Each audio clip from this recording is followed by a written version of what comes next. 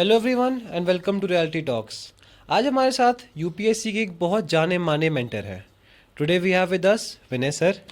कैसे हैं सर आप? बस बढ़िया। आप कैसे हैं? बहुत बढ़िया sir. Vinay sir has mentored more than 2000 students and has given 5 UPSC main exam and other state exams. आज हम इनके एक्सपीरियंस से जानेंगे and we'll get some insights about UPSC. तो sir let's start this episode. तो सर इस episode की शुरुआत में मैं आपसे आपकी शुरुआत करना जानना चाहूँगा। How did you go from a UPSC aspirant yourself to mentoring so many students? बात करें स्टार्टिंग जर्नी की, तो first I myself had a dream, क्योंकि मैं पब्लिक इंटरेक्शन काफ़ी करता था। एक सोशल सर्विस का मेरे को स्टार्टिंग से ही था। ओके। तो ऐसे गाइडेंस तो इतनी थी नहीं उस टाइम पे। बस पता था कि आईएएस आईपीएस है, they can do lot of work, है ना, सर्विस कर सकते हैं वो। बिकॉज मेरा बैकग्राउंड भी थोड़ा पॉलिटिशियन का रहा है, ग्रैंड फादर जो हमारे हैं। तो मेरे को लगा एक ऑप्शन वो है पॉलिटिशियन का, एक ये एडमिनिस्ट्रेशन का हाँ है। जी। तो I choose the other one for the administration. हाँ हाँ तो अगेन जब इंजीनियरिंग करने के बाद I pursue for the civil services. हाँ। तो इस प्रोसेस में मैंने काफ़ी चीज़ें सीखी फिर उसमें, है ना।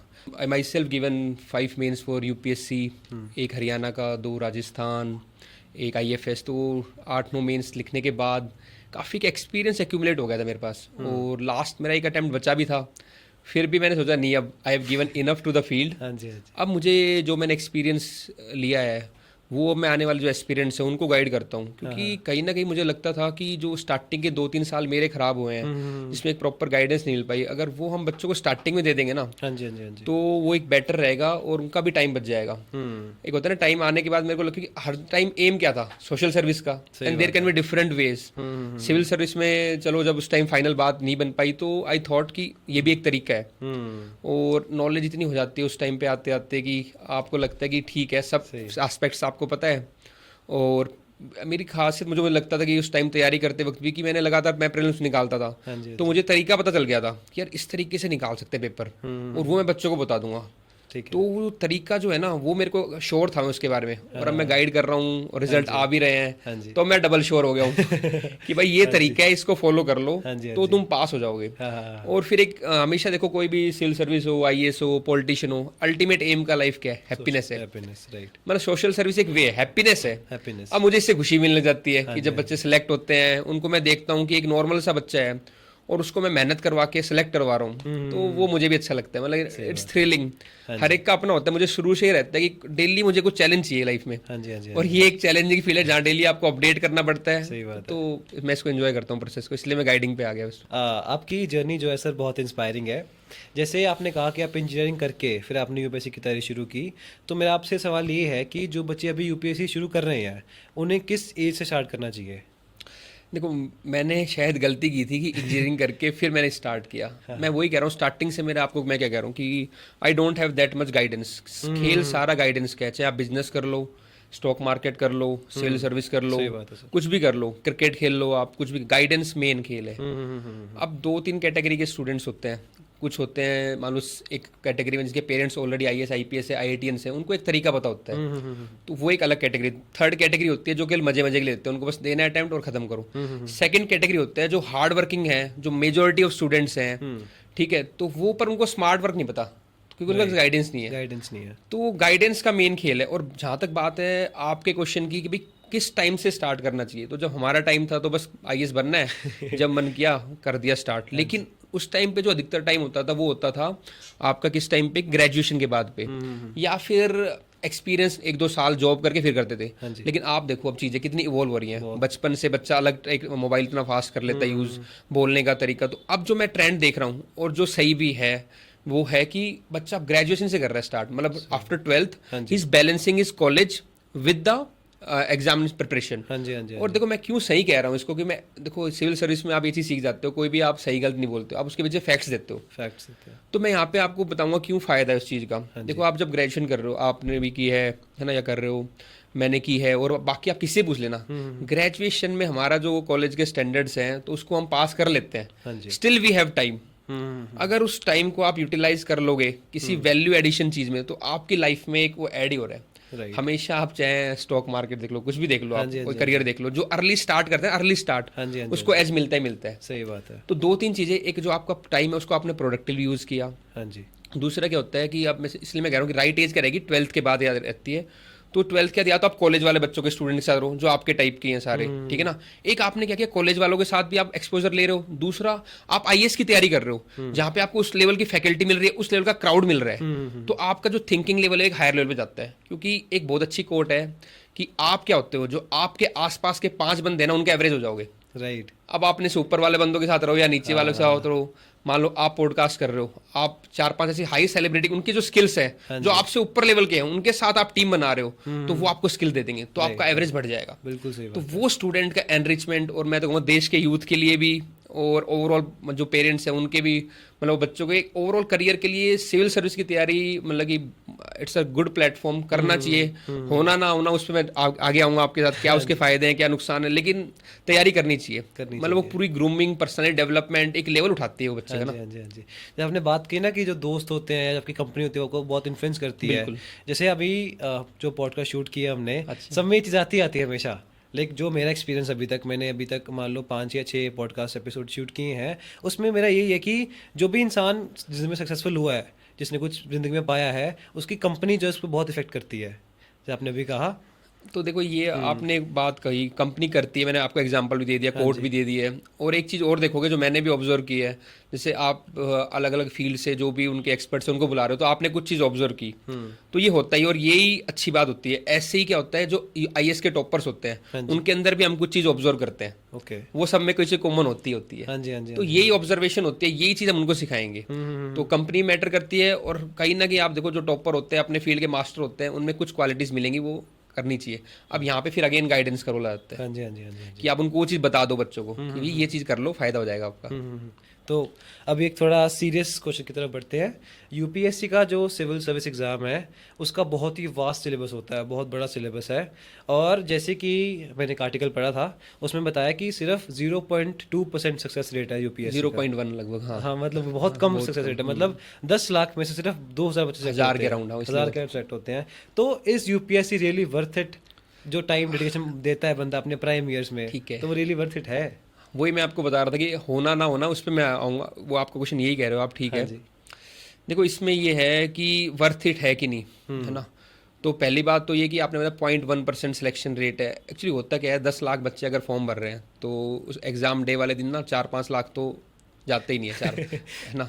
उसके बाद भी उसमें कितने, मैंने था C1 C2 C3, कुछ C3 कैटेगरी वो बस मजे के लिए दे रहे होते हैं। सीरियस कंपटीशन बहुत कम लोगों में है ना। कंपटीशन है। अब देखो पहली बात तो आप ये क्यों सोच रहे हो कंपटीशन टफ है, आप कोई भी फील्ड उठाओ, आपकी फील्ड में क्या कम कंपटीशन है, सब लोग कर रहे हैं, आपको है ना, मेहनत आपको भी करनी है। हर फील्ड में कंपटीशन है, ऐसी बात नहीं है। जो फिल्म मेकिंग कर रहा है, जो एक्टिंग कर रहा है, सब कर रहा है, सबसे पूछो क्या कंपटीशन है। क्या वो अपना हार्ड, शाहरुख खान से आप पूछो उन्होंने क्या बोला, जिस लेवल, तो कोई भी अपनी फील्ड में अगर अचीव करना चाह रहे हैं तो कंपटीशन तो है, नो डाउट। हाँ, होता क्या है कि हर एक काम को करने के उस तरीके होते हैं। अगेन मेंटोर हो जाए, वो गाइडेंस, अगर आपको वो तरीका बता दिया जाए। आप क्रिकेट खेलते हो, आप एक शॉट मारो, अगर साइड में लगेगा तो बॉल पास हो जाएगी, जब मिडल करती है बॉल कितना दूर जाती है, तो उसको बताओ, कोच बताता है कि मिडल कर यार बेटा बॉल को, तो वो बॉल दूर जाएगी। इसीलिए अगेन टफ है, नो डाउट अबाउट दैट। लेकिन अगर वो गाइडेंस सही मिल जाए, वो तरीका सही मिल जाए बच्चे को, तब वो चांसेस बढ़ जाते हैं कि वो क्लियर कर लेगा एग्जाम को। और क्यों ना हो टफ, क्योंकि जब आप टॉप सर्विस में जा रहे हो कंट्री की, तो क्यों ना आपको इतनी नॉलेज दी जाए, क्यों ना आपको डाइवर्स एक्सपीरियंस करवाए जाए, ताकि आप उसमें जब आप एक्चुअली सर्विस में आओ तो आप उस चीज़ को अप्लाई कर सको। आप ऑलरेडी इतने ट्रेंड हो चुके हो। टफ है, डाइवर्सिफाइड है, लेकिन वर्थ है। अगर सिलेक्शन हो गया तो you get social prestige, you get the chance to, मतलब कि आप क्या समझते हो, एग्जाम्पल की समझाता हूँ। मैंने अपना स्कूल खोला एक, मैं कितने बच्चों को, 1000-2000 बच्चों को एजुकेट कर दूंगा, 10,000 को कर दूंगा। आप एक आईएएस बन गया, आप डिस्ट्रिक्ट मजिस्ट्रेट हो, ठीक है, डीसी हो, आप बाद में आप एजुकेशन सेक्रेटरी बन रहे हो, पूरे स्टेट की, बाद में नेशनल की, मतलब कि पूरे नेशनल की आप पॉलिसी इन्फ्लुएंस कर रहे हो, मतलब करोड़ों लोगों को आप इन्फ्लुएंस कर रहे हो। मतलब ये स्केल देती है गवर्नमेंट आपको, तो क्यों नहीं है वर्थ, क्यों नहीं है। पर्सनल लेवल पे, फैमिली लेवल पे सरकार पूरा आपका ध्यान रखती है उस चीज में, है ना। और जो इन्फ्लुएंस आप करते हो, मेन बात है कितने स्केल पे आप इन्फ्लुएंस कर रहे हो। आप हेल्थ में भी जाते हो, आप सोशल सर्विस में जाते हो, आप वुमेन के साथ भी, आप चाइल्ड के साथ भी, कितना आप इंटरनेशनल लेवल पे भी, डेलीगेशन के साथ भी, मतलब यू नेम एनीथिंग, इतनी डाइवर्स अपॉर्चुनिटी कहाँ मिलेगी आपको। तो वर्थ है इफ सिलेक्टेड। अब आते नहीं हुआ तो जो आपने बताया सिलेक्शन रेट इतना कम है, तो अगेन मैं आपके सामने एग्जांपल बैठा हूँ, देयर आर मैनी ऑप्शंस, जिसमें आज से पहले शायद मैं अगर मैं तैयारी नहीं करता तो मैं इतनी बातें नहीं कर पाता, अपने देश को अपने लोगों को इतना नहीं समझ पाता, क्योंकि हम यहाँ पे पढ़ते हैं डाइवर्सिटी, सोसाइटी के बारे में पढ़ेंगे, ज्योग्राफी के बारे में पढ़ेंगे, हिस्ट्री के बारे में पढ़ेंगे, तो अपने देश की हिस्ट्री जानते हो, ज्योग्राफी जानते हो, यहाँ के पॉलिटिकल सिस्टम को, इंटरनेशनल रिलेशन को, लोगों के डिफरेंट पर्सपेक्टिव, यार ये गलत नहीं है, इसका मान लो हम कहते हैं कि वो कल्चर कम है, वो बुरा है, अच्छा है, तो एक टॉलरेंस हो गया, तो ये बहुत सारी चीज़ें बच्चा डेवलप करता है अपने अंदर। प्लस में आप कोई भी फील्ड उठा लो, फिर आप उसमें एक हायर लेवल पर रहोगे, एक नॉर्मल बंदा है, एक बंदे ने तैयारी कर रखी है, तो वो जो चीज़ें वहाँ सीखता है, चाहे वो पेशेंस हो, चाहे वो परसिस्टेंस हो, चाहे वो एक्सपर्टीज का तरीका हो, चाहे वो नॉलेज हो, वो उसको ऐड ही करेगा। तो येस और नो, मतलब सिलेक्शन हुआ ना हुआ, दोनों केस में विन विन सिचुएशन है, क्योंकि ऑलरेडी आप इतना हार्ड वर्क कर चुके होते हो, और अगर गाइडेंस सही मिल जाए तो स्मार्ट वर्क भी कर चुके होते हो, तो सिलेक्शन हो जाता है, फिर सिलेक्शन हो जाता है, राइट। तो इस प्रोसेस में सबसे मुश्किल पार्ट क्या होता है? मतलब 3 पार्ट्स है ना, आई 3 थिंक। स्टेजेस हैं, ठीक है। प्रीलिम्स, मेंस एंड इंटरव्यू, सबसे मुश्किल कौन सा होता है? देखो मुश्किल कोई भी चीज़ है, मैं आपको कहूँगा स्विमिंग अगर आपको नहीं आती तो आपके लिए मुश्किल हो जाएगी, मुश्किल हो जाएगी। तो मुश्किल कुछ नहीं होता है ऐसे इन द सेंस, और सब कुछ भी मुश्किल हो सकता है, वो डिपेंड करता है हर एक पर्सन टू पर्सन के ऊपर। अगेन मैंने बताया, अगर आपको मैंने प्रोसेस बता दिया कि आप इस प्रोसेस से, अब मान लो प्रीलिम्स है, तो प्रीलिम्स में क्या है कि अगर आपको बहुत वाइड नॉलेज होनी चाहिए, ठीक है ना, या मान लो जो भी तरीका है वो अलग अलग बात हो सकती है उस पर, तो मान लो हर स्टेज की एक रिक्वायरमेंट है, प्रीलिम्स के लिए कुछ अलग रिक्वायरमेंट है, मेंस के लिए कुछ और है, पर्सनैलिटी टेस्ट के कुछ और है। जो बच्चा जिस रिक्वायरमेंट को फुलफिल कर लेता है वो उसके लिए ईजी हो जाती है, राइट, और जो जिसको नहीं करता है उसके लिए वो मुश्किल हो जाती है। मुश्किल हो जाती अब बात आती है कि प्रोसेस क्या है, तो एक मैंने प्रोसेस खुद डिज़ाइन किया ओवर द टाइम, तो अगर हम उस प्रोसेस को फॉलो करते हैं तो फिर हमारे लिए तीनों स्टेज होती हैं वो सिंप्लीफाइड हो जाती है, या हम उसको क्लियर करने में सक्षम बन जाते हैं। पहला क्या है, आपका जो फाउंडेशन है वो बहुत स्ट्रॉन्ग होना चाहिए, फाउंडेशन बेसिक कोर्सेज जो है आपके, बेसिक नॉलेज है। उसके बाद आपकी आंसर राइटिंग होती है, क्योंकि एंड ऑफ द डे आपको मैक्सिमम जो मार्क्स आपको रैंक जो आपको दिलाएगा वो आएगा मेंस की आंसर राइटिंग, तो सेकंड पार्ट आता है आंसर राइटिंग, और थर्ड पार्ट जो आता है अगेन पर्सनैलिटी टेस्ट हो गया, बोलने का तरीका वो भी है, उसके साथ साथ कंटेंट एनरिचमेंट, पढ़ लिया आपने, आंसर लिख लिया आपने, पर उसमें कंटेंट में ऐड कैसे करना है, क्या डायग्राम डालने हैं, क्या फिगर्स डालने हैं, क्या करंट का अपडेट करना है, तो कंटेंट एनरिचमेंट, तो ये एक प्रोसेस है। तो अगर आपको गाइड कर रहे हैं और आपने उस प्रोसेस को फॉलो किया है तो आपके चांसेस है, फिर आपको कोई भी स्टेज उतनी मुश्किल नहीं लगेगी। राइट प्रोसेस को, मतलब राइट स्टेज को राइट प्रोसेस से टैकल करना है, उसकी उतनी प्रैक्टिस करनी है, तो वो चीज़ें सिंप्लीफाई होती है। Okay okay okay. अभी लाइक इस फील्ड में we are talking technical field, technical things, right? ठीक है। एक इमोशनल पार्ट भी होता है इस चीज़ में, बिल्कुल। जैसे मैंने भी कॉम्पिटिटिव एग्जाम्स की तैयारी की है, तो आई थिंक कि हर बच्चे के लाइफ में एक ऐसा फेज़ आता है जिसमें उसे बहुत ही लो फील होता है, एंजाइटी फील होती है, तो आपके फील्ड में भी होगा, यूपीएससी में भी, हर फील्ड में होता है, तो इसे टैकल कैसे करें? देखो मैंने अपने एक्सपीरियंस से बता रहा हूँ, जब मैं 5 मेंस लिखे मैंने, हर टाइम मैं उस एग्ज़ाम में वो फील करता था जो मैं पढ़ता था। ओके। तो ये प्रोसेस ही ऐसा है। हाँ जी। तो लोग कहते हैं आईक्यू का गेम है, मैं इसको कहता हूँ ये आईक्यू प्लस ईक्यू का गेम है। आईक्यू क्या होता है, इंटेलिजेंट क्वेश्चन, ईक्यू क्या होता है, इमोशनल क्वेश्चन। आपको इमोशनल भी स्ट्रांग होना पड़ेगा इंटेलिजेंट के साथ साथ।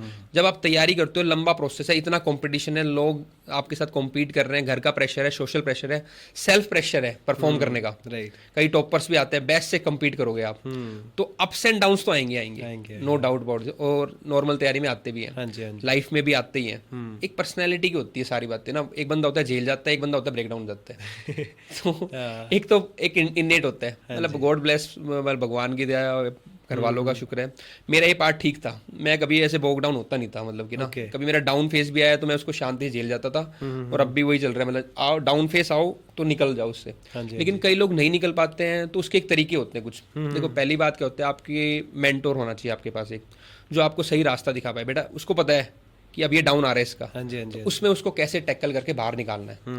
तो एक, अब बच्चे मेरे से करते भी हैं, मेरे को पता है इसका डाउन है वाला, इसमें कैसे इसको बाहर निकालना है, फिर ये कर जाएगा, ठीक है। तो एक तो मेंटोर का बड़ा इंपॉर्टेंट रोल है, अगर खुद से नहीं कर पाते हो, ठीक है। सेकंड जो चीज़ होती है, अपने गोल्स को आप ब्रेक करो। तैयारी के स्पेसिफिक बता रहा हूँ कि अगर आप तैयारी करो यूपीएससी की, तो बहुत बड़ा गोल मत सोचो, आज का सोचो, आज मेरा ये गोल है। इसलिए मैं बच्चों का क्या करता हूँ, पर्सनलाइज शेड्यूल बनाता हूँ, डेली शेड्यूल बनाता हूँ कि डेली आपको इतना करना है, यू विल बी कॉन्फिडेंट। तो तैयारी में ही मैं उसको ऐसे कर लेता हूँ ब्रेक कि आपका डेली गोल बनेंगे, और मैं फोकस करता हूँ जो अधिकतर तैयारी कराता हूँ उस पर कि आप चीज़ों को बच्चे को याद होए। हाँ जी, देखो आप तैयारी कर रहे हो, मैं तैयारी कर रहा हूँ, आप एक ऐसे स्टूडेंट हो जो पढ़ रहा है 16-16 घंटे पढ़ रहा है, पर उसको पता ही नहीं वो क्या पढ़ रहा है। हाँ, तो 10 दिन बाद आपको लगेगा, आपके किसी दोस्त से बात हुई, आपने टेस्ट दिया, यार मैंने तो कुछ पढ़ा ही नहीं, फिर आप डाउन जाते हो। हाँ जी, अब मैं हूँ, मैंने आपको तैयारी करवाई एक दूसरे स्टूडेंट को, उसको मैंने कहा भाई तू इतना ही पढ़ ले लिमिटेड, मैं हूँ तेरे साथ, मैं हमेशा ही कहता हूँ मैं आपके साथ खड़ा हूँ, एक बच्चे को सपोर्ट मिलता है। फिर मैं उसको कह रहा हूँ कि भाई इतना पढ़ ले, और मैं तेरे को याद भी कराऊंगा वो। फिर आपने चाहे कोई टेस्ट दिया या आपने किसी से बात की, तो आपके पास 4 या 5 पॉइंट है बोलने के लिए उस चीज को, हाँ जी, तब आपको कॉन्फिडेंस आता है। कॉन्फिडेंस हम लोग कब होते हैं जब हम कॉन्फिडेंस में डाउन हो डाउन हो जाते जाते हैं। हैं। तो मेरी कोशिश ये रहती है अपनी क्लासेस के थ्रू बच्चों से इंटरेक्शन को मैं लो ना जाने दूं, हाँ जी, हाँ जी, हाँ जी, भगवान के भाई अगेंस्ट की मैं अंदर से इतना मेरे को हमेशा ही लगता है हाँ हाँ हाँ, कि ठीक है लो भी आएगा, मतलब पार्ट में समझ गया उस बात को ना, हाँ तो जी, मेरे को हाँ कभी जी, वो चीज डाउन, कई बच्चे होते हैं तो मैं उनको फिर उठाने की कोशिश करता हूँ, हम्म, और अब उनको मैंने टारगेट छोटे छोटे दे दिए, चीजें याद करा दी। मैं हमेशा ये बिलीव करता हूँ कि मेरे से पढ़े किसी से पढ़े, लेकिन बच्चों को एम्पावर कर दो उनकी लाइफ स्किल्स में। तो ये इमोशनल इंटेलिजेंस और लाइफ स्किल का पार्ट है। Right, आप जब आईएएस बन भी जाओगे फाइनल, तो वहाँ पे आपके इंटेलिजेंस के अलावा आपका इमोशनल, एक बंदा आया गरीब आया, आप उसको कैसे ट्रीट कर रहे हो, एक ऑफिसर आया, एक मिनिस्टर आया, उसको कैसे ट्रीट कर रहे हो, एकदम से मोब आ गई, स्टैम्पीड हो गया, कैसे, इमोशनल बहुत ज्यादा इंपॉर्टेंट है। राइट राइट, और ये तैयारी आपको चीज सिखाती है, चीज़ें होती है, और हम भी इस प्रोसेस में ध्यान रख रहे हैं बच्चे वो चीज़ सीखें, डेवलप करें इमोशनल, क्योंकि आपको पता चल जाएगा ये चीज़ डाउन होने वाली है। मतलब होता क्या है, अगर आपको पता है प्रॉब्लम आने वाली है और किसी ने बता दिया तो आप उसको टैकल कर लेते हो। बच्चों को क्या होता है, मिस गाइडेंस होती है और अवेयरनेस ही नहीं होती है। राइट, अवेयरनेस नहीं होती तब वो डाउन जाता है।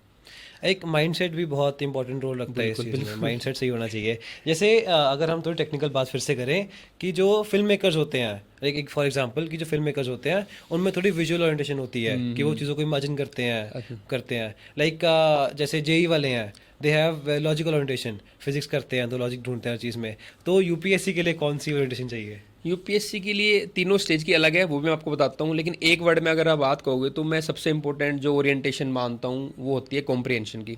कॉम्प्रिहेंशन से मेरा मतलब क्या है कि मैंने आपको कोई चीज़ बताई, आप उसको समझ लो सिंपल तरीके से और आप उसको लिख दो। ओके, क्योंकि यहाँ पे मेन आंसर राइटिंग का, तो जिसको बोलते हैं कॉम्प्रिहेंशन या कॉम्प्रिहेंड करना। हाँ जी, अब हम हमसे बात कर रहे हैं, अगर आप इस टॉक को 1-2 पेज में लिख पाओगे कि सर ने क्या बताया, आपने समझा, उसको लिख दिया, ये स्किल जिस बच्चे के पास है ना, तो वो उसके लिए सबसे इंपॉर्टेंट है। Important ये मैं बोलता था बात 2 साल पहले, लेकिन अब मेरे जो सिलेक्शन हो गए इतने बच्चों के ना, हाँ जी, अब मैं बोलता हूँ बच्चों को आपको कोई स्किल रिक्वायर्ड नहीं है। ओके, अगर आप में एक स्किल रिक्वायर्ड है कि आप ट्रस्ट कर सकते हो प्रोसेस पे जो मैं आपको बता रहा हूँ, और डिसिप्लिन तरीके से उसको फॉलो कर लोगे तो पेपर पास करा दूंगा मैं। कंसिस्टेंसी भी बहुत इंपॉर्टेंट, कंसिस्टेंसी भी इंपॉर्टेंट है, मैं वही का डिसिप्लिन तरीके से, क्योंकि अब मैंने वो प्रोसेस डिजाइन कर रखा है कि भाई ये कंटेंट है, ये तरीका है, ये आंसर राइटिंग है। तो अब मेरे को ये लगता है कि स्किल वो वाली रिक्वायर्ड है, कॉम्प्रिहेंड तो हम करना सिखा ही देंगे, उसको बता ही देंगे, वो डिसिप्लिन तरीके से उस प्रोसेस को फॉलो कर ले जो हमने डिजाइन कर रखा है, और उस पर ट्रस्ट करे, काम करे, तो चांसेस बहुत बढ़ जाएंगे वो एग्जाम क्लियर करेगा। दूसरी बात आती है, अलग अलग स्किल सेट की बात करें तो जो प्रीलिम्स है उसमें आपको बहुत वाइड पढ़ना पड़ता है। आप अपनी कवरेज वाइड रखो, ये भी पढ़ो वो भी पढ़ो, थोड़ा वाइड पढ़ो, पढ़ाई करो कि आपको पता चले अच्छा मैंने आज आपसे कोई डिस्कस किया, इनसे डिस्कस किया, उससे किया, तो कहीं ना कहीं वो एग्जाम में चीज़ आपको याद आती है। तो कनेक्टिंग द डॉट्स बोलते हैं उसको, कभी भी आपको चीज़ याद आई, आपका आंसर ठीक हो गया। तो प्रीलिम्स के लिए आपको वाइड रीडिंग होनी चाहिए, अलग अलग न्यूज़पेपर, मतलब कि वो मैं बता दूंगा, अलग अलग हमारे सोर्सेज हैं, हाँ जी, है ना, उसको मैंने सेटल डाउन कर रखा है, पर रीडिंग थोड़ी वाइड रखनी है। ठीक है, मेन स्किल जो स्किल सेट रिक्वायर्ड है जो मैंने बताया लिखने वाला, आपकी आंसर राइटिंग अच्छी होनी चाहिए, आपको लिखना आना चाहिए, आपको प्रेजेंटेशन आनी चाहिए। तो मेंस के लिए इंपॉर्टेंट पॉइंट है आपकी आंसर राइटिंग, और अब जो हो गया वो कंटेंट एनहेंसमेंट या एनरिचमेंट, आप अपडेट हो करंट अफेयर से, ये नहीं पुराना ही चलता आ रहा हाँ जी, हाँ है, जी। ठीक है, तरीका आपको लिखना आ रहा हो। और जो थर्ड स्किल सेट आता है इंटरव्यू, इंटरव्यू एक्चुअली होता नहीं कुछ, ये पर्सनैलिटी टेस्ट होता है। पर्सनैलिटी टेस्ट, हाँ, जो थर्ड स्टेज आती है उसमें इंटरव्यू बोल देते हैं स्लैंग जनरल लैंग्वेज में हम, हाँ जी, लेकिन इंटरव्यू में आपको क्या चाहिए, सबसे इंपॉर्टेंट चीज़ मैं बोलता हूँ, मैं इतने बच्चों का इंटरव्यू ले चुका हूँ, करवा चुका हूँ, कि पोलाइटनेस, वो आपकी पोलाइटनेस देखेंगे। As an officer you have to be polite, तो सबसे इंपॉर्टेंट क्वालिटी रहती है पोलाइटनेस। उसके पास वो देखते हैं प्रिसाइजनेस, कि आप बोले तो नहीं जा रहे हो, बोले तो नहीं जा रहे हो, प्रिसाइज थोड़ा बोलो। थोड़ा बोलो, अब बहुत सीनियर ऑफिसर होते हैं वो कम ही बोलते हैं। पोलाइटनेस, प्रिसाइजनेस, और थर्ड होती है प्रायोरिटी वाइज। मेरे पास 10 पॉइंट है, सबसे इंपॉर्टेंट पॉइंट को पहले बोलो आप, राइट। तो प्रायोरिटी, ये 3 क्वालिटी होती है पर्सनल टेस्ट के लिए। बहुत एनालिटिकल आपने कर रखा है, आई हैव सीन। मैं वही कह रहा हूँ कि अब 2 साल पहले मैं बताता था कुछ अलग बात थी, अब मैंने वो चीज़ें सारी सॉर्ट आउट कर रखी है। आप मेरे से प्रीलिम्स का पूछ लो या बच्चों का, जो हमारे बच्चे यहाँ कोचिंग में सेक्टर 25D में मैंने ऑफलाइन कर लिया अब सेंटर। ओके। यहाँ पे आप कभी विजिट करो या और पेरेंट्स हैं वो विजिट करना चाहते हैं, आप बच्चों का चेंज देखो कैसे वो चेंज हो गए जब आए थे वो आए, क्योंकि उनको मैं गाइड ऐसे कर रहा हूँ कि क्या लास्ट में तेरे को रिक्वायर होगा वो मैं पहले करा देता हूँ, उसी प्रोसेस वो सेम फॉलो कर रहे हैं। तो इतना जो एक्सपीरियंस हो गया 10-12 साल का इस फील्ड के अंदर, तो उससे वो लर्निंग आई है, उसी को मैं बच्चों पे इम्प्लीमेंट करा रहा हूँ। और दूसरा मेरा हो गया, हमारी टीम का ये कॉन्स्टेंट एफर्ट रहता है कि अपडेट करें चीजों को, क्योंकि आउटडेटेड का कोई है ही नहीं टाइम। यूपीएससी भी अपडेट कर रहा है अपने आप को। यूपीएससी के लिए मैं 2 वर्ड यूज करता हूँ कि पेपर हमेशा डिफिकल्ट आएगा और डिफरेंट आएगा। ये आप मान के चलो, हर बार डिफिकल्ट आएगा, डिफरेंट आएगा। आपको पेपर सेटर बनना है।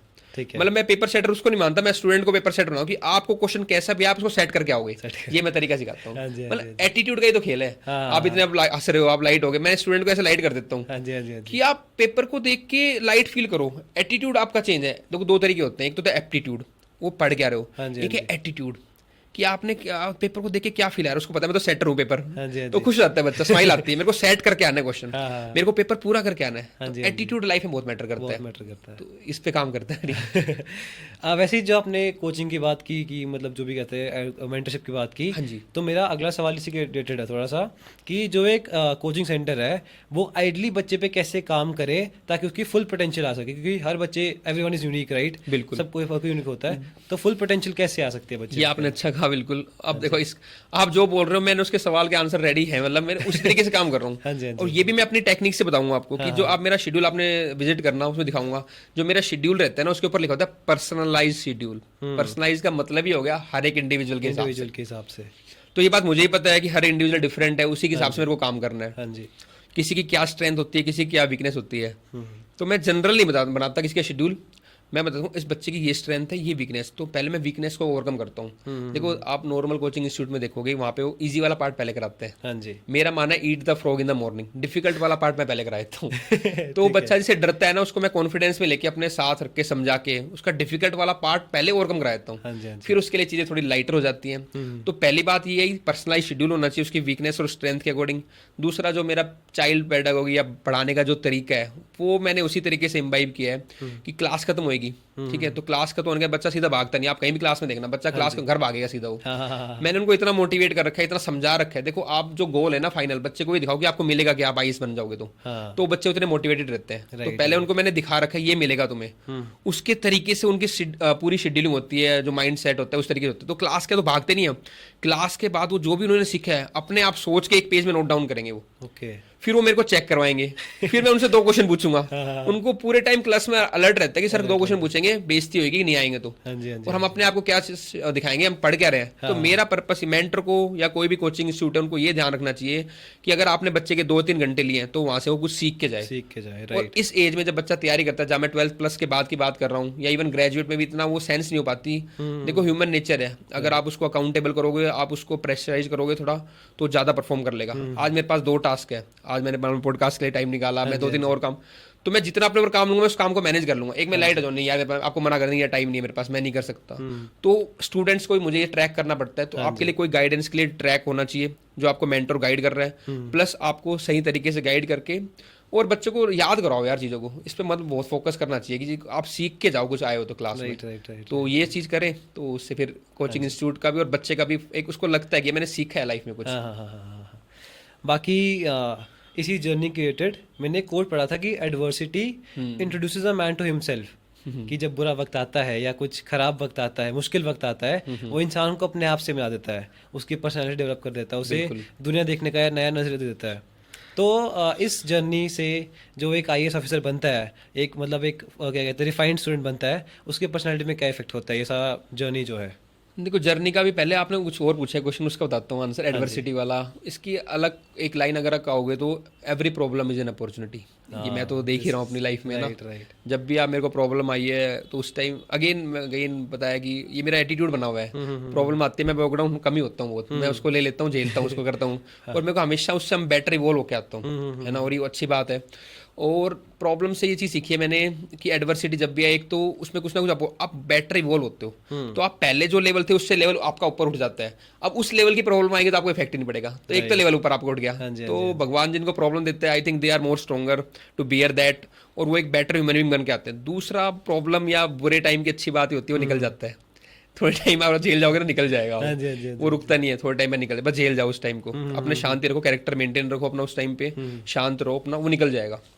तीसरा ही होता है बुरे टाइम का कि एडवर्सिटी का, वो तुम्हें अपनों की पहचान करा देता है कि ये तुम्हारे साथ हैं, क्लोज हैं। तो ये 2-3 फायदे होते हैं देखो बुरे टाइम हाँ जी, हाँ जी, के। हाँ ठीक जी, है, अब बात करते हैं कि आपने क्या क्वेश्चन बताया सेकंड वाला, कि सिविल सर्विस में क्या चीज़ सिखाते हैं या कैसे उनकी पर्सनैलिटी होती। तो अब ये देखो, जो बुरा टाइम है या लंबा जो ये तो तैयारी होती है ना, ये एक लंबा गेम है। तो वनडे एग्जाम नहीं है, हाँ, लंबा गेम चलने वाला हाँ जी, हाँ है। जी। तो तुम सीखते हो परसिस्टेंस। ठीक है, Persistence, कुछ तो मेरा पहले से था कि मैं कॉलेज में क्रिकेट टीम का कैप्टन रहा हूँ, मुझे पता रहता है इंडिविजुअल एक लीडरशिप का था, हाँ जी। इंडिविजुअल की रिस्पॉन्सिबिलिटी, प्रेशर झेलना आता था, वो सारी चीज़ें। दूसरा फिर जब मैंने तैयारी की तो मैं और सीख गया यहाँ पे कितना स्ट्रगल जब आता है लाइफ में, हाँ जी, हाँ तो तुम एक परसिस्टेंस सीखते हो। ठीक है, दूसरा अगर कोई अच्छा गाइड मिल जाता है, तुम कुछ काफ़ी चीज़ें नॉलेज सीख जाते हो, डाइवर्सिटी ऑफ वो नॉलेज होती है। मेन बात तो क्या है कि ह्यूमन स्किल्स है ना, ह्यूमन को रिस्पेक्ट करना है ना, और एक आपकी वैसे भी स्किल डेवलप होती है, ऑरेटरी स्किल डेवलप होती है।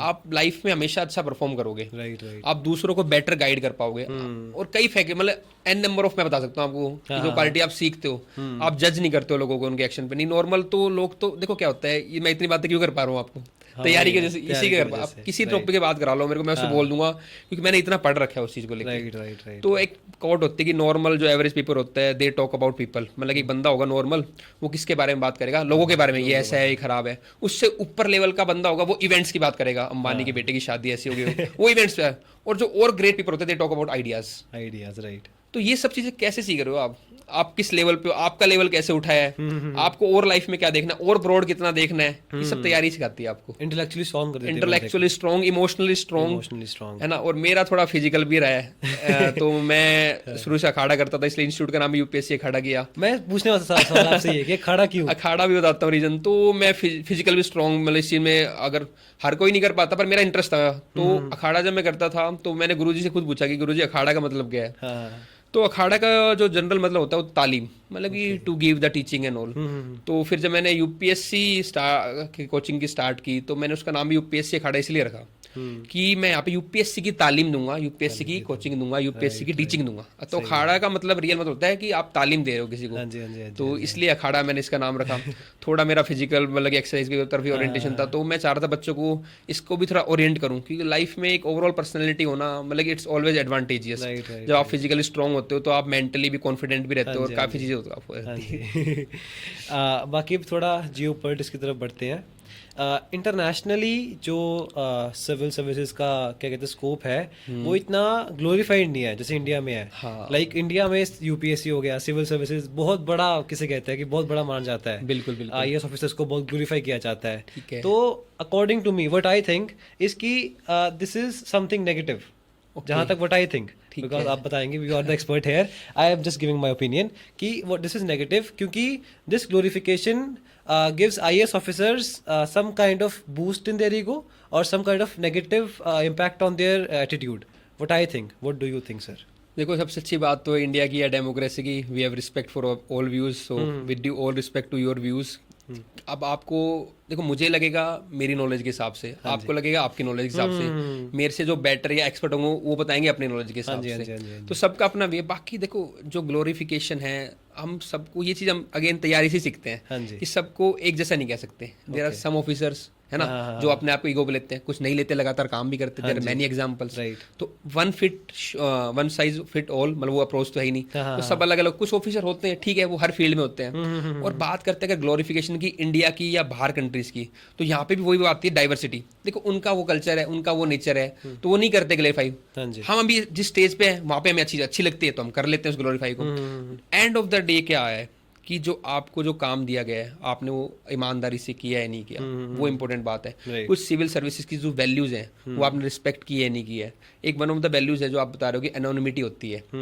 तो मतलब कि ब्यूरोक्रेट्स का काम ही होता है, वो बैकग्राउंड में काम करेंगे, फ्रंट में तो पॉलिटिशियन दिखता है। हाँ जी, हाँ जी। तो कई एक्सेप्शन या कुछ हो जाते हैं, जैसे अभी रिसेंटली कुछ केस हुए हैं, है ना, तो आई दैट इज नेगेटिव। ठीक है, लेकिन ग्लोरीफाई, क्योंकि इनका काम हम एज ए ह्यूमन भी हमारा यही होना चाहिए। हम कहते हैं, गीता भी आपने रखी हुई है कि हाँ जी। हमें कर्म पे ध्यान देना चाहिए, फल की इच्छा नहीं करनी सही चाहिए, बात है ना। तो ठीक है, अब वो कोई ग्लोरीफाई कर रहा है और उसकी रिस्पेक्ट हो रही है अगर अच्छे काम की, तो उस सेंस में बुरा नहीं है ना। और जबरदस्ती की दिखाने के लिए काम करना है, that is something that negative. Is negative. तो वो रिलेटिव हो जाता है, केस बाय केस में कहूँगा, वेरी करेगा वो हाँ जी, चीज़ें, हाँ जी, हाँ है जी, ना। हाँ जी, हाँ जी। बाकी थोड़ा बूस्ट मिलना भी चाहिए सिविल सर्वेंट्स को, दे डू हाँ। Lot of work. आपको पता शायद नहीं भी होगा, लेकिन बड़े बड़े साइक्लोन्स आते हैं तो वो लगभग 3-3, 4-4 दिन जो डीसी होते हैं, एडमिनिस्ट्रेशन होता है, आप सोचो वो लगातार बिना सोए भी काम करते हैं। पुलिस आप देखो, हम क्यों सेफ हैं, हम क्यों बात कर पा रहे हैं, क्यों लॉ एंड ऑर्डर मेंटेन है, पुलिस हमारे लिए लगी हुई है सब चीज़ के लिए, आईपीएस हैं, राइट। तो दे नीड सर्टेन बूस्ट हाँ। ऑफ ग्लोरिफिकेशन ये ऑल्सो। चीज मैंने भी सुनी थी, है ना। जैसे मैंने सुना था कि जो इंजीनियर्स हैं हाँ। दे वर्क 9 to 5, डॉक्टर्स हैं दे वर्क देयर शिफ्ट्स, 12 घंटे काम करते हैं, बट जो IAS होता है they have to work 24 hours. Sir, my last question to you is that कि आपके पर्सपेक्टिव में anything what would you like to change, add और delete in UPSC examining system? देखो, बाय एंड लार्ज यूपीएससी जो exam system है ना, काफ़ी time से इवॉल्व हुआ है, मतलब given the wonderful civil servants of the country. हाँ, लेकिन कुछ चीज़ें होती हैं, है ना। I am nobody to guide या जज कि आप बताना कि ये चेंज होना चाहिए, हटना चाहिए, बट ठीक है, मेरे पर्सपेक्टिव से थोड़ा मुझे कुछ लगता है जहाँ पे थोड़ा रिफॉर्म की ज़रूरत है। काफ़ी कमेटीज़ ने भी रिकमेंड किया उस चीज़ को। एक थोड़ा आता है ऑप्शन को लेके कि हम 4-5 पेपर, मान लो 4 जीएस के पेपर है, एक एसए का पेपर है, वो सब बराबर सब बच्चे वही देते हैं। लेकिन जो 2 पेपर डिफरेंट ऑप्शनल के हो जाते हैं, कोई केमिस्ट्री से दे रहा है, कोई मैथ से दे रहा है, कोई ज्योग्राफी से, तो वहाँ पे हालांकि यूपीएससी मॉडरेशन स्केलिंग दोनों चीज़ करती है, लेकिन फिर भी कहीं ना कहीं देखा गया कई बार कुछ ऑप्शनल्स में मार्क्स ज़्यादा आते हैं, कुछ ऑप्शनल में मार्क्स कम आ जाते हैं, तो वहाँ पे थोड़ा एक वेरिएशन आता है। वहाँ बच्चों को लगता है यार इस साल मेरा ऑप्शनल चला नहीं, मेरा ऑप्शनल में मार्क्स नहीं है, मेरे जीएस में मार्क्स ठीक थे। अगर कहीं ना कहीं इस ऑप्शन वाले पार्ट पे रिफॉर्म की अगर बात की जाए, वहाँ पे अगर कुछ रिफॉर्म हो जाए ना, तो एक बच्चे को और सेंस ऑफ वो लगता है कि मैंने एफर्ट किया, अब सब जगह बराबर थे सब लोग, अब हुआ ना हुआ दैट इज डिफरेंट थिंग। अधिकतर बच्चे इसी बात को कोसते रह जाते हैं कि उस साल मेरा ऑप्शनल में नंबर कम आया, या ऑप्शनल किसी मैथ्स ने अच्छा परफॉर्म कर दिया, किसी टाइम एंथ्रो ने कर दिया, किसी टाइम ज्योग्राफी फिलोसफी पबेड ने किया ही नहीं, बच्चे सिलेक्शन ही कम हो रहे हैं। तो ऑप्शनल को लेके मेरे को लगता है एक रिफॉर्म एरिया है जहाँ पे यूपीएससी देख सकती है। सेकंड, जो रिसेंटली अभी जो केसेस हुए हैं रिजर्वेशन का, या हाँ जी, चाहे हाँ जी, फिजिकली हाँ जी। डिसेबल का हो, पीडब्ल्यूडी का हो, या फिर बाकी और जो रिजर्वेशन है उनमें, और उनको रैशनलाइज किया जा सकता है कि जो मोस्ट डिजर्विंग है उस प्रोसेस में और Right, थोड़ा right, right. कह सकते हैं कि और चीज़ें हम ला सकते हैं, ट्रांसपेरेंसी या फिर और पैरामीटर्स यूज़ करके, कि जो मोस्ट डिजर्विंग है उनको रिजर्वेशन दी जाए। तो ये 2 रिफॉर्म जो मुझे लगता है एरिया, बाकी ऑर्गेनाइजेशन मतलब they are working very hard and smart also.